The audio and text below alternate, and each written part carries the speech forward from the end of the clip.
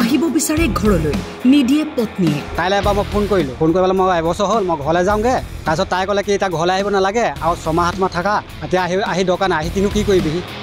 স্বামীৰ ৰাতি খাবলৈ মন নাযায় শুবলৈ মন নাযায় তাত ঠিক আছে হ'ব বা এনেকৈ বুলি কোৱাৰ পিছত মই তাত এতিয়া ভাত খাবলৈ মন যায় ৰাতি টোপনি নধৰে শুবলৈ মন নাযায় ডিউটি কৰিবলৈ মন নাযায় তাৰপিছত জুনলৈ মই টিকেট কৰিছোঁ জুনৰ পৰা টিকেটটো কেঞ্চেল কৰি কিনে এপ্ৰিলৰ 15 তাৰিখে কৰিলোঁ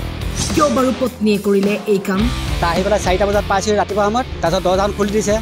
তাৰ দৰ্জাখন খোলাৰ পিছত মোক ভালছে মাত বোল কৰা নাই তাই আৰু তাই মানে চকুৰ তেলেকা তেলেকে কৰিছে মই মানে অহা দেখি মানে তাহাঁতি বেয়া পাইছে মানে তাৰ ভাগিনটো ওচৰতে শুই আছে স্বামীৰ অভিযোগ পত্নীৰ বিৰুদ্ধে আনহাতে পত্নীয়েও এফআইআৰত উল্লেখ কৰিছে কেতবোৰ অভিযোগ স্বামীৰ বিৰুদ্ধে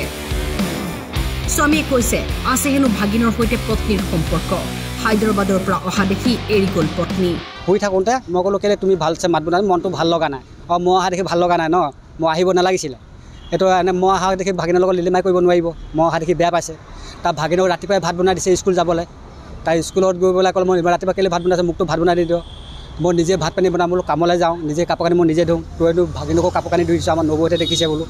এনেকৈ বুলি ক'লোঁ কোৱা দিশত মানে এনেকুৱা কি হ'ল এনেকৈ হওঁতে তাত মই ল'ৰাটো মানে আমাৰ বাইদেউ লৈ গুচি গ'লগৈ বাইদেউ লৈ যাওঁতে ল'ৰাটো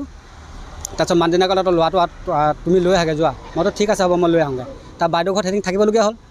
তাৰ 5 দিনখিনি মানুহজনী ঘৰলৈ গুচি গ'ল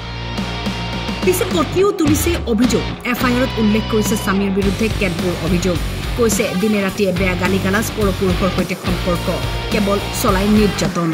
মই আজিলৈকে আজি 12 বছৰ হ'ল বিয়া পতা এচাত মাৰি পোৱা নাই একো মাৰিয়ে পোৱা নাই আৰু মই মদ পানীটো নাখাওঁৱেই সম্পৰ্ক গম পোৱা যায় এতিয়া মই নিজে দেখিছোঁ হাতত ধৰা ভাগিনাক আমাৰ ঘৰতে ধৰিছে মই নিজে দেখিছোঁ আৰু মোৰ নিজৰ ভাগিন নিজৰ বাইদেউ আমাৰ বাইদেৱে গৈ পেলাই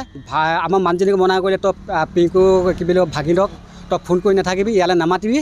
এনেকৈ কৈ থাকে কোৱাৰ তাৰপিছত এবাৰ আমাৰ বাইদেউ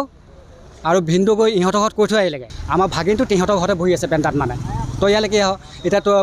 মামীয়ে তোক এৰি থৈ গুচি আহিলে তোৰ কিহৰ ইলেকশ্যনডাল তই কিহৰ পৰা ইয়ালৈ আহিব লাগে এনেকৈ ঠিকছে গালি পাৰিলে কেইবাবাৰ মানে কৈ থৈ মানে সিহঁতি নামানে মানে গৈয়ে থাকে